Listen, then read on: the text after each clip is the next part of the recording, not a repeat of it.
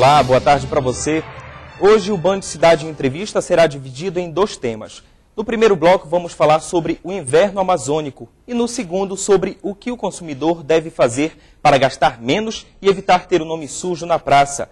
Essas são imagens de Manaus feitas na tarde de ontem pelo cinegrafista Jackson Rodrigues quando um temporal desabou sobre a capital. A chuva foi tão forte que algumas ruas da capital, de acordo com o Corpo de Bombeiros, ficaram submersas.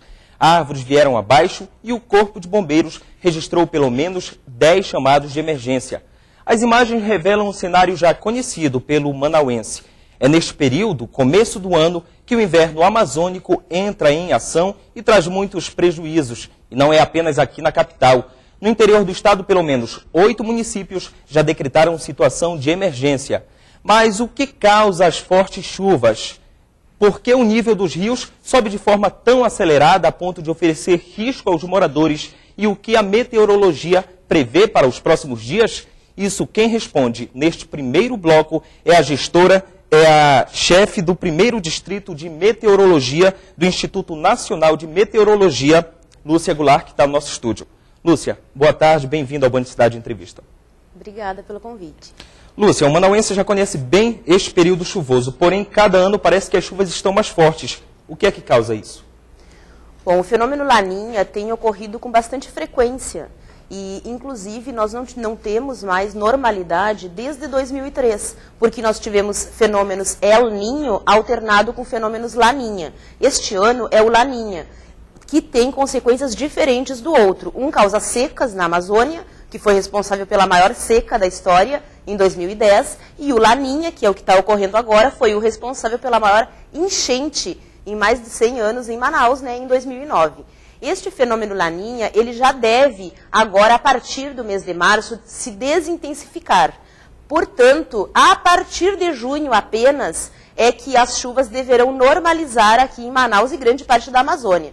Porque os reflexos deste fenômeno ainda serão sentidos pelo menos até junho, e o reflexo disso aqui em Manaus e grande parte do Amazonas, nós já estamos vendo. Muitas chuvas, grandes cheias, principalmente no Acre, e isso aí é por conta das chuvas que estão acima da média desde setembro, especialmente no Acre, em todo o Peru, na Bolívia. Lúcia, você comanda, além do IMET aqui no Amazonas, de outros 2 estados. Quais são esses estados? E no Amazonas, o clima é diferenciado? O Instituto Nacional de Meteorologia possui uma sede em Brasília e 10 distritos espalhados pelos 27 estados do Brasil. Eu sou responsável pelo Amazonas, Acre e Roraima, e nesses estados nós monitoramos as chuvas com estações meteorológicas, em toda a Amazônia Ocidental. Além do Amazonas, quais são os outros estados? Acre e Roraima. Lá, qual é a diferença do clima lá em Roraima, no Acre e aqui no Amazonas? Pode fazer essa diferença? Olha, o período chuvoso, quando ocorre no Amazonas, é período seco em Roraima, porque lá já estamos no hemisfério norte. Por exemplo, agora, devido ao fenômeno Laninha, era para estar mais seco lá, mas continua chovendo e até um pouco acima da média, embora que tenha diminuído um pouco, por conta do fenômeno Laninha, que está afetando aí as chuvas no norte do Brasil, e as chuvas trazem outras consequências na capital e no interior do estado, como, por exemplo, a subida do nível dos rios. É o que a gente acompanha agora na reportagem. O amazonense já começa a sentir os impactos do inverno amazônico. A temperatura na capital, que oscila normalmente entre 25 e 33 graus, tem caído quase que todos os dias para 21 graus. A consequência são chuvas fortes, com ventania e a subida do nível dos rios. No estado do Amazonas, 1/3 dos municípios do estado já apresentam chuvas acima da média e o mês ainda não terminou. Então ainda teremos muitas chuvas pela frente, a previsão é de continuidade nas chuvas. Por causa das chuvas e da subida dos rios, os municípios de Boca do Acre, Eirunepé, Guajará, Ipixuna, Envira, Itamarati, Carauari e Juruá estão em situação de emergência. Em Boca do Acre, a Defesa Civil do Estado lançou um plano de assistência humanitária para ajudar os moradores com alimentos e kits de higiene. De acordo com o Serviço de Medição do Porto de Manaus, o Rio Negro alcançou nesta quinta-feira 25 metros e 71 centímetros. O nível está 3 metros acima do mesmo período do ano passado e apenas 38 centímetros abaixo do registrado durante a maior cheia de todos os tempos em 2009. A preocupação agora é com o tempo. Se continuar chovendo, este nível pode ser alcançado em apenas uma semana. Então eu posso dizer que o momento é de cautela e começar, vamos dizer, as pessoas responsáveis, já começar a se preocupar. Não quero dizer com isso que vai acontecer, mas o momento é de expectativa. Municípios mais próximos da capital também sofrem com as chuvas. Em Parintins, o nível do rio Amazonas está 4 metros acima do normal para o período. A cheia já destruiu parte da orla da cidade e deixou moradores e a administração do município em alerta. Tudo depende da chuva. Eu digo que nós ficamos à mercê da meteorologia. E o sistema de medição do Porto de Manaus divulgou ontem, sexta-feira, que o Rio Negro subiu mais 7 centímetros. Agora o nível do rio já está em 26 metros. Lúcia, tudo isso também preocupa todos os órgãos. O IMET tem algum estudo voltado para a questão da cheia ou não? Faz apenas a medição da meteorologia? A meteorologia estuda a atmosfera. A geologia é que estuda a questão das cheias, porque eles que têm, né, as réguas fluviométricas, tanto a Agência Nacional de Águas como a CPRM. As informações de vocês, então, são usadas pela CPRM e por outras instituições? Somos todos órgãos parceiros, Defesa Civil, bombeiros, e trabalhamos juntos, né, nessa mitigação aí dos desastres naturais. Lúcia, como é que funciona para saber se hoje vai chover tanto e amanhã outro tanto? Como é que funciona esse esquema aí? Bom, a partir das variáveis do tempo, né, temperatura, umidade, pressão, nebulosidade, radiação solar e também nas condições de tempo atual, nós projetamos no tempo, né, essas condições, então criamos cenários, seja para alguns dias, que é previsão do tempo, seja para alguns meses, que é previsão climática. Quando a previsão falha, por exemplo, é culpa de quê?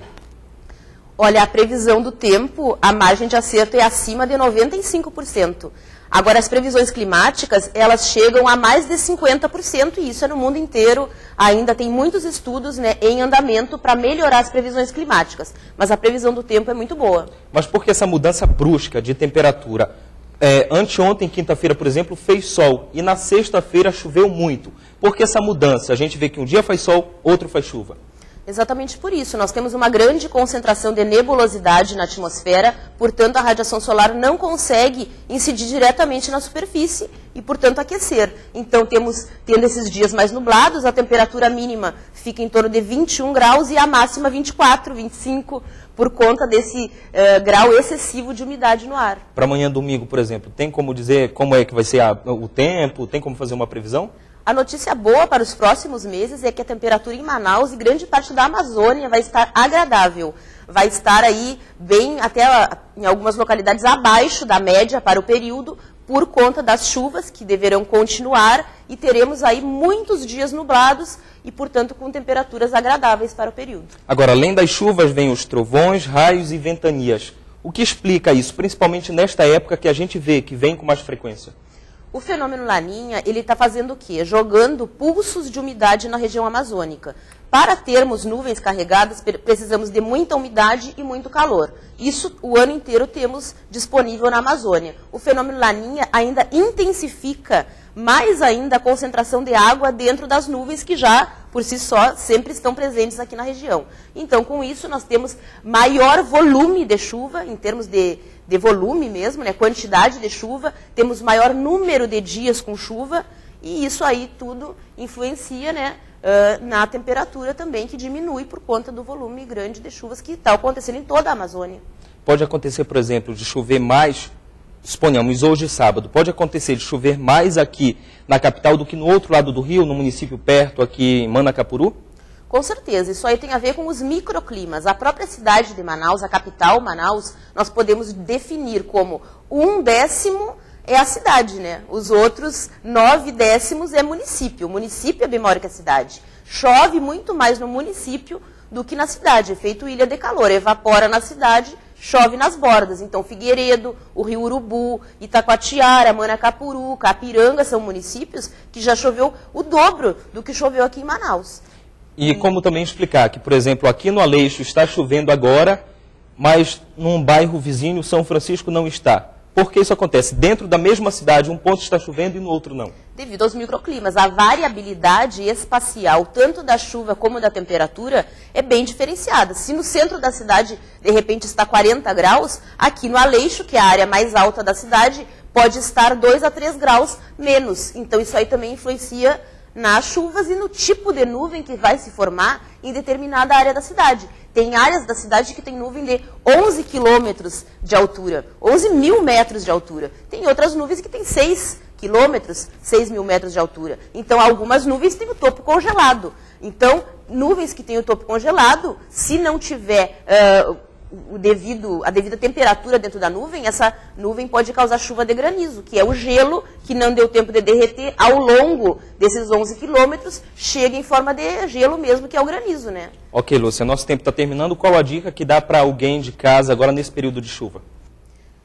Evitar o uso de chuveiro elétrico durante a tempestade, porque o raio pode vir através da fiação elétrica e o raio, por que ele mata? Porque a voltagem de uma descarga elétrica é 1000 vezes maior do que a voltagem do chuveiro e o coração para. Ok, Lúcia, obrigado pela sua participação no Band Cidade Entrevista. Obrigada. E no próximo bloco vamos mudar de assunto. Você aí de casa está com o nome sujo na praça, no SPC ou Serasa? Saiba o que fazer para limpar o seu nome e ter o crédito recuperado. Saiba ainda como evitar gastos desnecessários. É daqui a pouquinho no Band Cidade Entrevista.